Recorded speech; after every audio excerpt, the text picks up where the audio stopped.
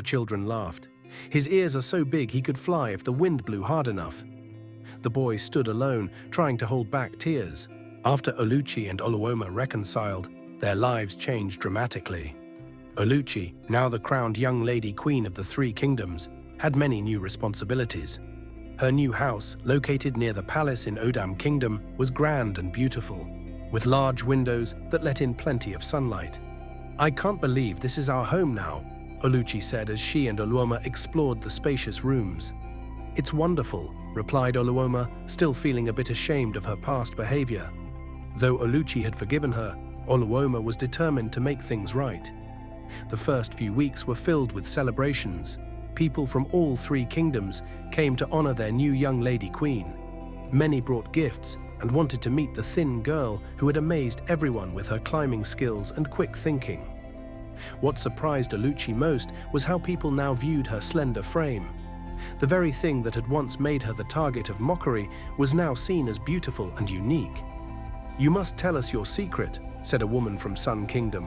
"My daughter wishes to be graceful and agile like you." Oluchi smiled kindly. "There is no secret. We are all made differently, and that is something to celebrate, not mock." Oluoma nodded in agreement, feeling proud of her sister's wisdom. Their parents decided to move closer to Oluchi's new home, setting up a small shop where they sold gold trinkets crafted by their father. Business boomed as people from all three kingdoms wanted to own jewelry made by the queen's family. As part of her royal duties, Oluchi had to visit villages throughout the kingdoms, spreading goodwill and listening to people's concerns. Oluoma always accompanied her, serving as her most trusted advisor. During one such visit to a distant village in Sun Kingdom, they came across a young boy who was being teased because of his unusually large ears. "Look at him," the other children laughed. "His ears are so big he could fly if the wind blew hard enough." The boy stood alone, trying to hold back tears. Oluoma and Oluchi exchanged glances, both remembering how Oluchi had suffered similar treatment. "Stop this at once," Oluoma commanded, stepping forward. The children fell silent, recognizing the queen and her sister. Oluchi knelt beside the boy. "What's your name?" she asked gently. "Chinadu," he whispered, looking down. "Well, Chinadu, do you know what I see when I look at you?" Oluchi asked, lifting his chin. "I see a boy with special ears that can probably hear things others can't. Am I right?" Chinadu's eyes widened. "Yes. I can hear the birds singing from very far away, and sometimes I even hear the rain coming before anyone else does." "That's an amazing gift," Oluchi said, smiling. She turned to the other children. "Instead of mocking what makes someone different, we should appreciate the unique gifts each person brings." The children looked ashamed. One of them stepped forward. "I'm sorry, Chinadu. Can you teach me how to listen for birds?" Chinadu's face brightened as he nodded. Later that evening, as Oluchi and Oluoma prepared for bed in the village chief's guest house, Oluoma said, "You handled that wonderfully. You've become so wise, sister." Oluchi smiled. "I learned from experience, and I had a sister who showed me both the pain of rejection and the power of forgiveness." Oluoma hugged her tightly. "I will never let you down again." Months passed, and the three kingdoms prospered under the guidance of their young rulers. The High King was impressed with Oluchi's compassion and wisdom, often seeking her advice on matters concerning the welfare of the people. One day, a messenger arrived at Oluchi's house with urgent news. "Your Majesty," he said, bowing low, "the High King requests your presence immediately. A terrible drought has struck the northern villages of Moon Kingdom. The people are suffering, and the king believes you might have ideas to help." Oluchi and Oluoma set off immediately for the High King's palace. When they arrived, they found him looking worried, surrounded by advisors. "Ah, Queen Oluchi," he said, relief visible on his face. "Thank you for coming so quickly." "How can I help, Your Highness?" Oluchi asked.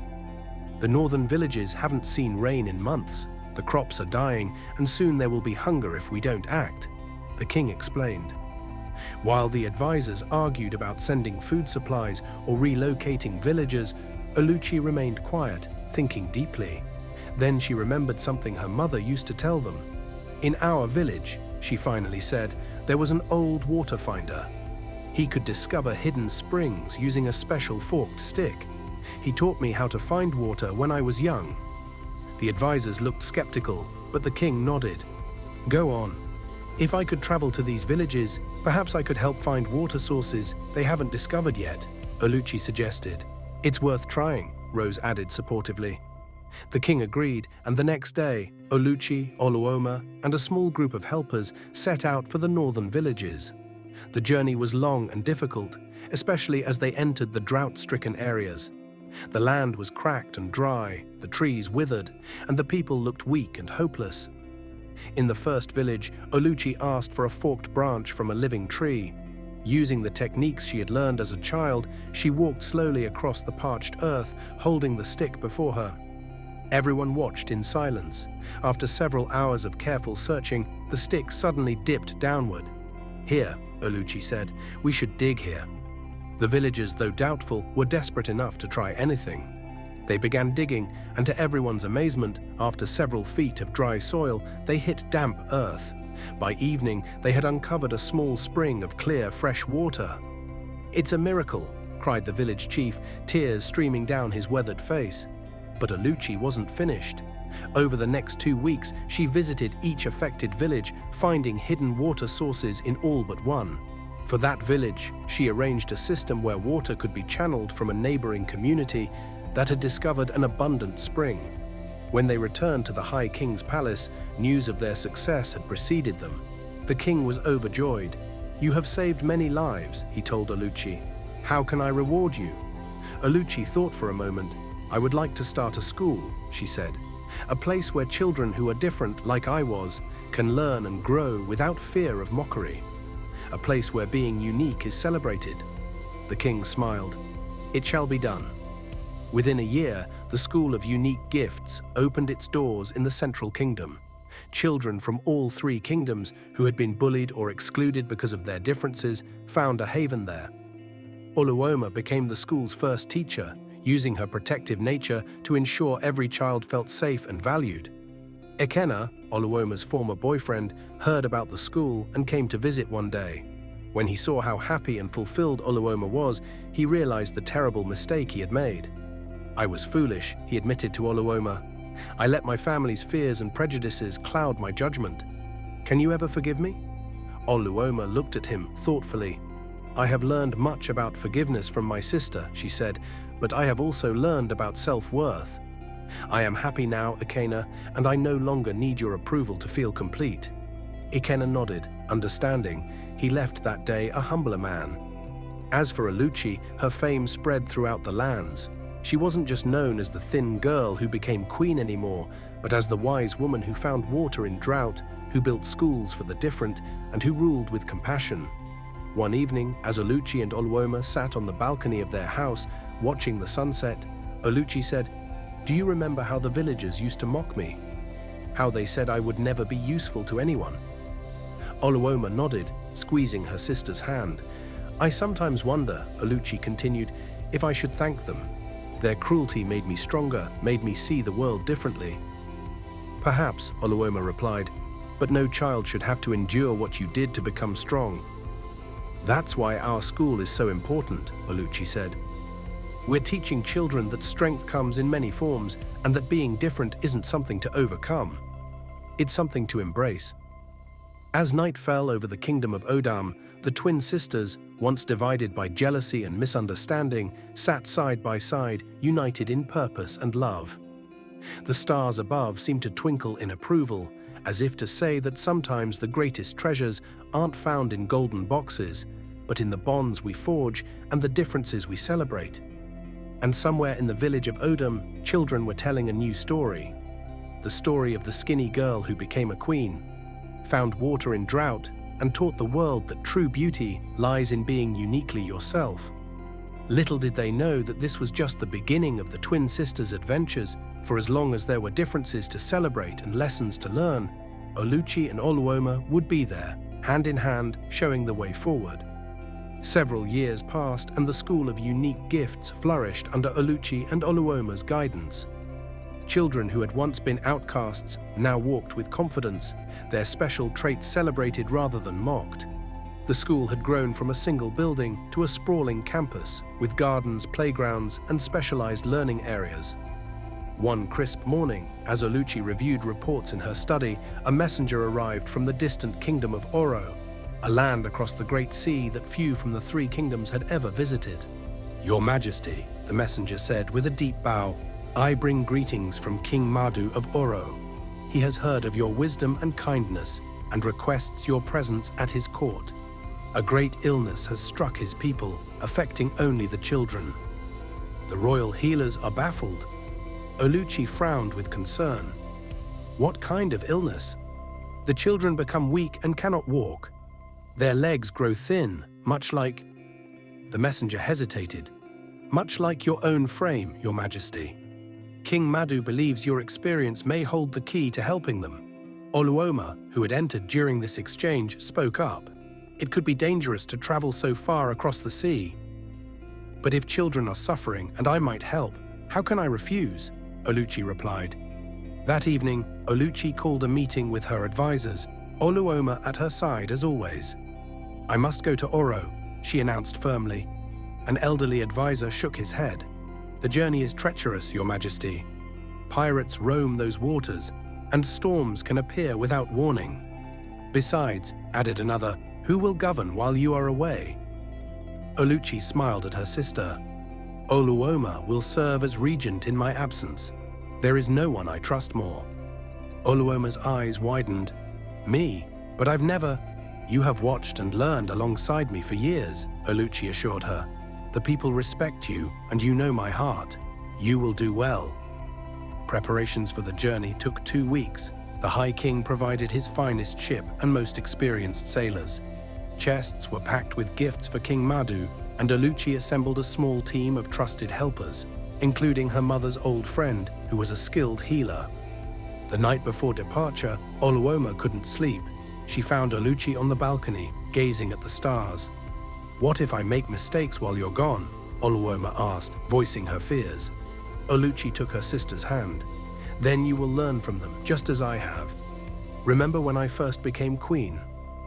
I was so worried about making the right decisions." "You never showed it," Oluoma replied with surprise. "Because I had you beside me," Oluchi said softly, "and even when I'm across the sea, I'll still be with you in spirit." The next morning, the kingdom gathered at the harbor to bid farewell to their beloved queen. Oluchi, dressed in royal blue traveling clothes, embraced her sister tightly. "I'll return as soon as I can," she promised. As the ship sailed away, Oluoma felt a heaviness in her heart. For the first time since they were born, the twins would be truly separated by great distance. The journey to Oro was indeed perilous. Twice, storms threatened to capsize the ship, and once they narrowly escaped pirates by sailing into a hidden cove. But after 20 days at sea, the shores of Oro finally appeared on the horizon. Oro was unlike anything Oluchi had ever seen. The buildings were tall and curved like seashells, painted in shades of gold and amber. The people wore flowing garments with intricate patterns, and music filled the streets despite the somber mood caused by the children's illness. King Madu welcomed Oluchi with great ceremony. He was a tall man with kind eyes and a worried brow. "Queen Oluchi," he said, "your reputation for wisdom precedes you. Our children grow weaker by the day, and we have exhausted all remedies known to our healers." "May I see the afflicted children?" Oluchi asked. In a large pavilion, dozens of children lay on soft mats, their legs thin and weak, unable to bear their weight. Many cried from pain and frustration. Oluchi's heart ached at the sight. She spent days observing the children, talking with them and their parents, consulting with local healers, and examining everything from their food to their daily activities. Something about their condition seemed familiar to her, but she couldn't place it. One evening, while walking along the beach to clear her mind, Oluchi noticed fishermen unloading their daily catch. Among the fish was a strange yellow seaweed that she had never seen before. "What is that?" she asked a fisherman. "Golden kelp," he replied. "It grows abundant this time of year. The royal kitchens prize it for its sweet taste." A thought struck Oluchi. Is it served at the royal court? And perhaps in homes of wealthy families? "Yes, Your Majesty. It's considered a delicacy." Only the best families can afford it. Oluchi hurried back to the palace and confirmed her suspicion. All the afflicted children came from wealthy families who could afford the golden kelp. The poor children, who ate simpler diets, remained healthy. After consulting with her healer friend, Oluchi requested an audience with King Mardu. "Your Majesty," she explained, "I believe the golden kelp, while delicious, contains something that weakens children's bones and muscles. In my kingdom, my own thinness was natural, but these children are suffering from something in their diet." King Mardu was skeptical but desperate. "What do you suggest?" "Remove the kelp from their meals and provide them with fresh milk, sun, and exercises I will design to strengthen their legs gradually," Oluchi said confidently. The king agreed, and within weeks the first signs of improvement appeared. Children who had been bedridden began to sit up, then stand with assistance. After 3 months, many were walking again, their legs slowly regaining strength. King Mardu was overjoyed. "You have saved our children, Queen Oluchi. How can Oro ever repay you?" "Form an alliance with the 3 kingdoms," Oluchi suggested. "Share knowledge, trade fairly, and perhaps establish a school like mine, where differences are celebrated rather than feared." The king readily agreed, and a formal alliance was signed before Oluchi's departure. Meanwhile, in the 3 kingdoms, Oluoma faced challenges of her own. Just weeks after Oluchi's departure, a dispute arose between farmers in Odam and merchants in Sun over grain prices. The situation threatened to escalate into violence. Oluoma called leaders from both groups to the palace. "Before we discuss prices," she said, "I want each of you to spend 1 day doing the other's work." The suggestion was met with resistance, but Oluoma insisted. Farmers traveled to work in shops, while merchants toiled in fields under the hot sun. When they returned to the palace, their perspectives had changed. "I had no idea how hard it is to work the land all day," admitted a merchant leader, "and I never understood the risks merchants take when buying our grain," a farmer acknowledged. With this new understanding, they reached a fair agreement, and Oluoma established a regular exchange program where young people could learn both trades. The High King, impressed by Oluoma's innovative solution, began consulting her on other matters of state. Oluoma found herself growing into her role as regent, gaining confidence with each decision. When news arrived that Oluchi was returning, Oluoma felt both joy and a strange apprehension. She had discovered strengths she never knew she possessed and wondered how their relationship might change. As Oluchi's ship appeared on the horizon, crowds gathered at the harbor. Oluoma stood at the front, her heart pounding. When Oluchi descended the gangplank, the sisters rushed into each other's arms, holding each other tightly. "I've missed you so much," Oluchi whispered. "And I you," Oluoma replied. "I have so much to tell you." That evening, in the privacy of their home, the sisters exchanged stories of their time apart. Oluchi spoke of Oro's strange beauty and the children she had helped heal. Oluoma described her challenges as regent and the lessons she had learned. "You've changed," Oluchi observed with a smile. "There's a new confidence in you." Oluoma nodded. "I've discovered that I'm capable of more than I ever imagined. Being in your shadow for so long, I never had to find out what I could do on my own." A flicker of concern crossed Oluchi's face. "Do you resent me for that?" "No," Oluoma said quickly, taking her sister's hands. "I'm grateful. If you hadn't become queen, if you hadn't trusted me to rule in your absence, I might never have discovered these parts of myself." Oluchi smiled with relief. "So what now? Do you wish to continue helping me govern?" Oluoma thought for a moment. "I've been thinking about that. The School of Unique Gifts has grown so much that it needs someone to oversee it full time. I'd like to be that person while still advising you when needed." "A perfect solution," Oluchi agreed. "And I have news from Oro that will make your role even more important. King Mardu is sending 12 of his advisors' children to study at our school. They want to learn our methods so they can establish something similar in Oro." Oluoma's eyes widened. "Our little school is becoming known across the seas." "It's not just a school anymore," Oluchi said. "It's the beginning of a new way of thinking. And it all started because you defended your skinny sister from village bullies." The twins laughed together, marveling at how far they had come from those difficult days in their village. The next morning, they walked together through the school grounds, watching children of all shapes, sizes, and abilities learning together. Among them now were the first students from Oro, still regaining their strength but eager to learn. A small girl with one arm shorter than the other approached the sisters. "Queen Oluchi, Lady Oluoma," she said with a curtsy, "is it true that you were once made fun of because you were different?" Oluchi knelt to the child's level. "Yes, it's true. People can be unkind when they don't understand differences. And now you're the queen," the girl said with wonder. "Yes," Oluchi smiled. "But more importantly, I learned that what makes us different can also make us special." The girl beamed. "That's what Lady Oluoma teaches us every day." As they continued their walk, a messenger arrived with a letter sealed with the High King's emblem. "What news?" Oluoma asked as Oluchi read it. "The High King is calling a grand council of all neighboring kingdoms, including Oro," Oluchi explained. "He wants to discuss establishing more schools like ours throughout the lands and creating laws to protect those who are different." Oluoma squeezed her sister's hand. "So our work is just beginning." "Yes," Oluchi agreed, looking out over the school grounds, "but we'll face whatever comes next together, as we always have." As the sun set over the three kingdoms, the twins stood side by side, no longer divided by jealousy or misunderstanding, but united in purpose. The skinny girl who had once been mocked was now changing the world, with her once resentful sister as her strongest ally. And in villages throughout the land, the story continued to spread, of two sisters who turned their differences into strengths and taught others to do the same.